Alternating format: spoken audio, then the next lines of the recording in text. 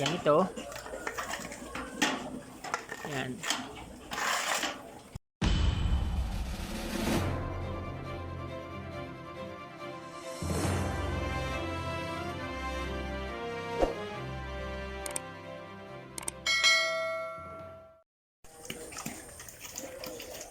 Guys, sa kasalukuyan po tayo ay nagpapakain ngayon ng baboy.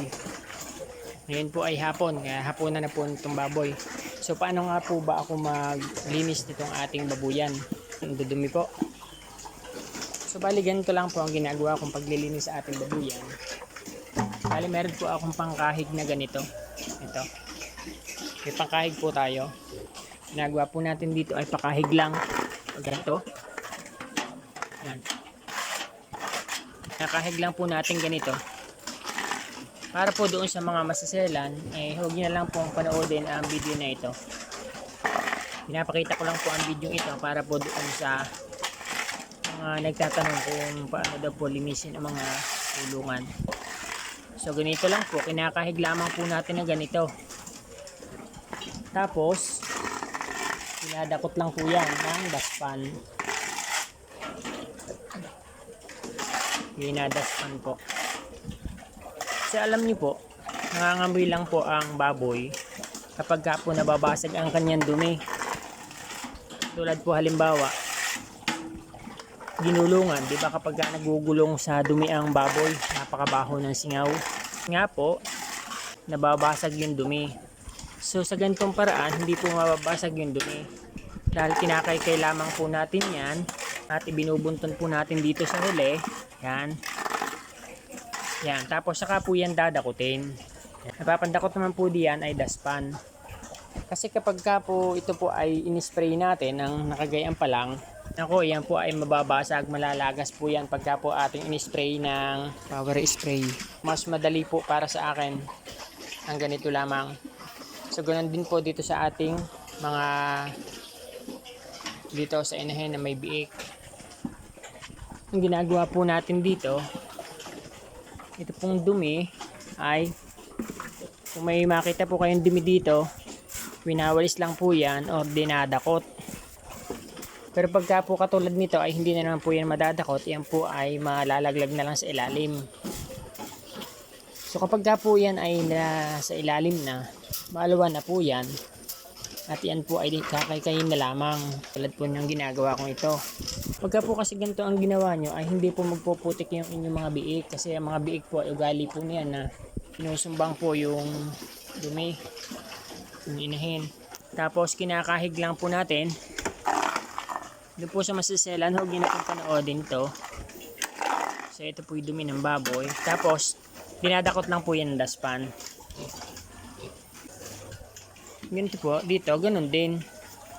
Meron po tayong dustpan. Yan. Bali, sinasampul ko lang po sa inyo, kaya hindi ko po ano ng ayos. Kaya nang may hawak po akong cellphone, hindi ko po makahana ng ayos. Bali, ganito po. Yan. So, ganyan lang po ating ginagawa. May hawak po kasi cellphone ng aking kamay, nagka-camera, kaya medyo mahirap. Binababa ko lang dyan.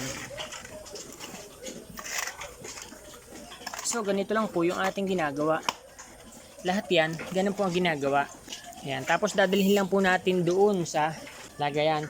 Pali guys, ang akin pong pinagtatapunan nito ay biogas.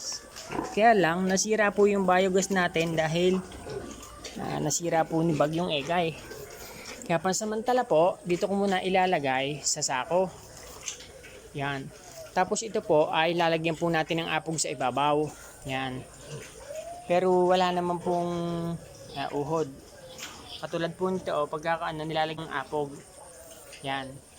Kasi pansamantala po ay disable muna po yung ating biogas. Napakita ko po sa inyo yung aking biogas. Na dati po ay ginagamit kong tapunan. Yan. Sa ngayon po ay disable yan. Hindi po nagana yan ngayon. Yan. Tinanggal ko muna po yung connection dahil ito po ang dahilan, bumagsak po yan noong Bagyong Egay. Yan. Nalaglagan po yan, pati ito. Kaya sa ngayon, pansamantala, doon ko muna inilalagay. Tapos nagkabara po ito. Pagkakabagyong may mga nahulog dyan. Bali ito po yung inlet. Tapos yung itong methane dito na ano, naghihiwalay yung methane, napunta ang methane tapos na dito yung solid. Tapos dito po papasok yung methane yan. Dito, ito po yung storage. At ito po ay tumataas hanggang dito. Libre na libre po yan sa gas. Kung kayo po ay nakapanood doon po sa aking nasa ano, naka-upload, ay ano po, makikita nyo po yan na napakalakas. Kaya nga lang ay bumagsak po ito ng bagyo kaya hindi po naaayos. Kaya pasamantala, doon muna po natin inilalagay. Yan, dito muna po natin inilalagay sa sako. Pansamantala po. Kasi yan po ay mag-harvest na po ng palay. Yan po ay aming ginagawang pataba. Sa nagtatanong po kung hindi po namamaho, hindi po yan namamaho dahil nilalagyan po yan ng tuyo po yan eh. Lalagyan ng apog. Tumitigas lang po yan dyan. So ganun po ang akin pong ginagawang paglilinis dito. At syempre, kung i-sprayan po natin ang power spray, ay may sprayan na po natin ng maalwan dito sa sahig. At hindi na po yan mababasag ang dumi para mangamoy pa. So ganun po ang ating ginagawa dito. Yan. At ako po ay hindi po ako mahilig magpaligo ng baboy, lalo na po ngayon pa iba-iba ng panahon. Saka lalo na ngayon tag-init ay hindi po ako masyado nagpapaligo ng baboy para mabilis maka-adapt sa init yung ating baboy, kasi pag nasanay ang katawan ng baboy na laging malamig dahil laging liliguan, hahanap-hanapin yan. Kapag tag-init mahihirapan pong maka-adjust yan.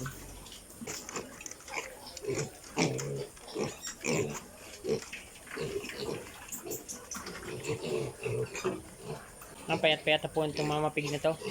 Bale, ito po ay pinapakain ko pa ng grower para po hindi masyadong matalo ang katawan. At binibigyan ko pa rin po yan sa tanghali. Kung pakainin ko po ito umaga, tanghali, hapon. Kung ba't po ito namayat ay ito po ay buntis pa lang ay payat na talaga. Hindi ko naman po madamihan ang pakain kasi ang laki ng tiyan ito dati. At madami pa lang laman kaya ganun. So yun lamang po, ganun po ang aking strategy. Paano po natin linisin to. At hindi po mangangamoy kapag ganun. Basta umaga at hapon, lilinisin po natin. Atin pong dadakutan. Yan. Ganun lamang po yan. Kasi hindi po pwede dito magpabaho. Dahil tayo po ay malapit lang sa school. 30 meters lang po ay nadoon na sa school. Layo po itong ating piggery kaya hindi pwedeng pabayaan. So yun lamang po. Sana po sa pamamagitan ng video nito ay meron po kayo na pulot na kaunting idea paano po maglinis. Kinakailangan lang po natin ng ganito, pang kahig. Yan, pang kahig. Para kahigin lang natin ang kahigin na ganyan. Kahigin lang natin at malilinis na po natin yan. Yun lamang po. Maraming salamat. Happy farming everyone po.